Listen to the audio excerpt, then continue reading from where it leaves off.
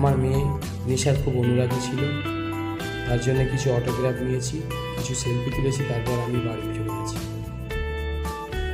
তৃতীয় ব্যক্তি বললেন, আমি সবেমাত্র এসেছি, নেশার কিছু অটোগ্রাফ নিয়েছি, তারপর আমি একটি সেলফি তুলে বাড়ির দিকে রওনা দিয়েছি। বন্ধুরা বলতে পারবেন এই তিনজনের মধ্যে খুনিকে? বুঝতে পারলে আমাকে কমেন্ট করে জানাবেন।